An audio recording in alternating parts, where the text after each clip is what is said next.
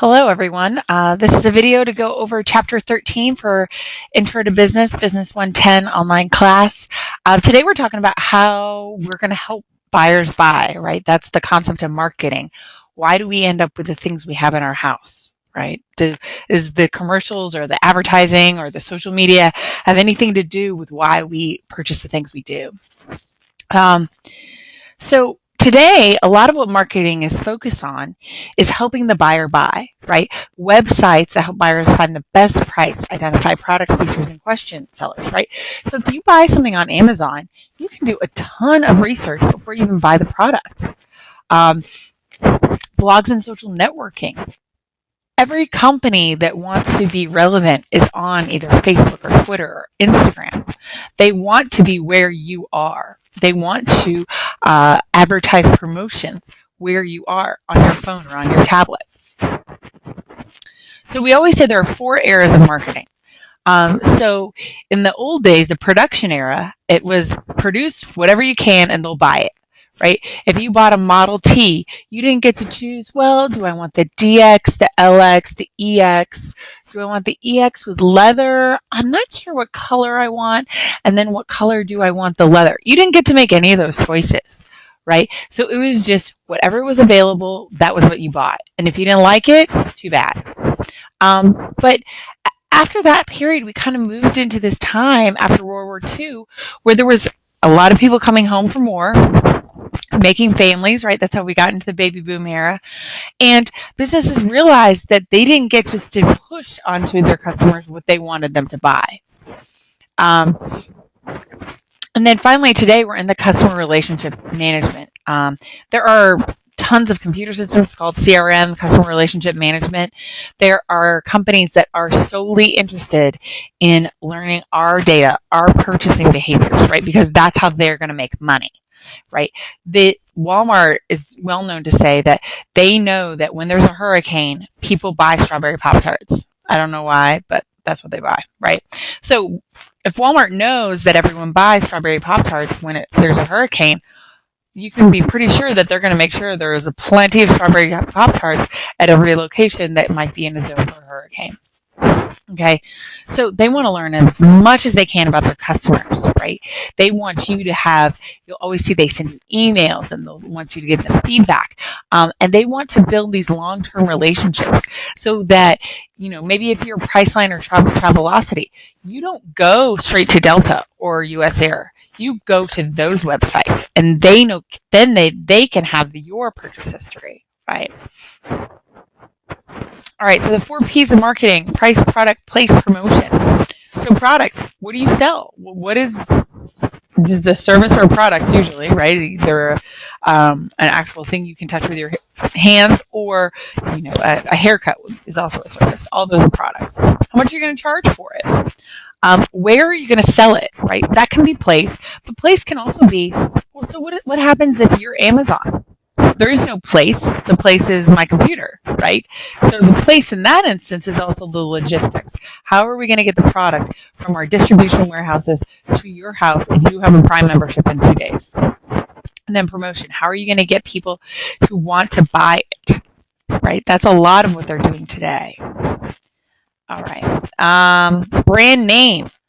So, we see a Nike swoosh, and we know that it's Nike. It doesn't say Nike, right? We just see the swoosh, and we know that it's Nike. That's very powerful, right? Anytime a company comes up with a new product, they're always going to do test marketing. They don't want to spend tons of money on producing a product for it just to flop when it gets out there and no one buys it. That's a lot of wasted money that doesn't get anywhere. Pricing a product. This can be difficult, right? So what are you going to use to price a product? Are you going to look at what your competitors are charging? You don't see that Coke charges $3 when Pepsi charges $1.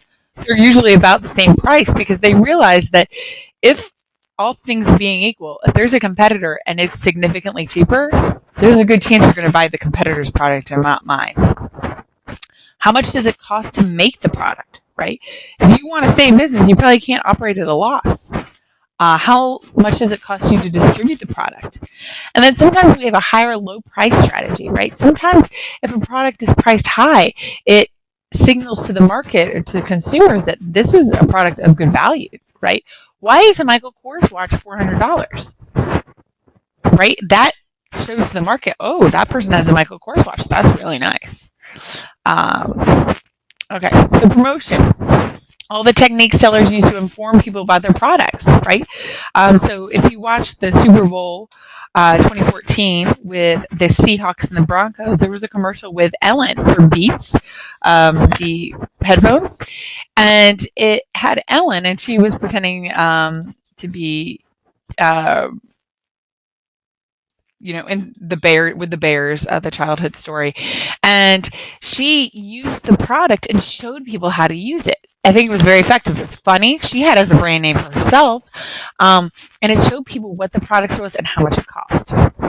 So there's different ways that they can promote: advertising, personal selling, PR, word of mouth, sales promotions. All right, so marketing research. What are you going to do to make sure that this product you've tested is actually going to be successful in the market? Okay, so one way we can do that is through secondary data. So earlier I mentioned that Walmart knows that when there's a hurricane, people are going to buy strawberry Pop-Tarts. Well, they have that information just from their sales, right? But maybe they want to use this information to see, okay, well, we know that those do really well. Maybe we could try to sell this, right? The data wasn't intended for the question they're trying to solve right now, but they can use it to maybe give them some ideas for their questions. Primary data gathered by marketers, because that they have a question, they go find it, and they do whatever to answer that specific question. So ways you might do this are telephone, online surveys, mail surveys, focus groups. Online get the highest rate of return because it doesn't take people very long. They're always on the computer. And they've also found that the information is much more truthful because in a focus group, there's a large group of people and there's one proctor who works for the company. They don't have to worry that they're going to upset them or irritate them or anything. It's usually anonymous, and they can get quite good information from it. Focus groups, Domino's, so Domino's Pizza, when they created their new pizza line, they used focus groups to figure out what people didn't like about their pizza and what people really did like. And that was effective for them because they got some real honest feedback from people about what they didn't like about their pizza. Understand the consumer versus the B2B market. Consumer market, for example, I go to Walmart and I purchase some strawberry Pop-Tarts. That's a consumer market, right?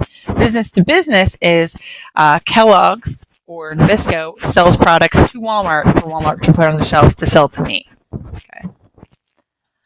Now, if a company wants to be really successful in marketing, they're going to segment the market, right? Doritos does a really nice job of this. They know that their primary demographic is male, 19 to 24 years old. So they use their advertising and their different campaigns knowing that that is their primary demographic, right? That is their target market. Those are the people that are most likely to purchase their products. There are different ways you can segment your market: geographic, by city, states, locations, demographic location, dividing it by age, income, education, by benefit, right? What are you getting out of it? All right, so key factors in decision making. These are things that you do not even realize, or you may realize, especially if you've taken consumer behavior, what you think of why you purchase things. Did your mom or dad always purchase the same laundry detergent, the same dishwasher soap every day since you're growing up? Do you use that in your house today? Right? What does your culture say is acceptable? There's a term we call cognitive dissonance. It's also more well known as buyer's remorse, right? And what can firms do to reduce your buyer's remorse, right? They can send you emails. Are you happy with your purchase? Do you want to share this on Facebook? Do you want to share this on Twitter? All right, and B2B, manufacturers, wholesalers, retailers, hospitals, they're often sold and resold several times, right? Just think of the small example I gave was Kellogg's, right? So Kellogg's is going to maybe sell it to a wholesaler is going to sell it to Walmart, and Walmart's going to sell it to me. So, all right, just wanted to give a short summary of Chapter 13. Hope this was helpful. Good luck on your test.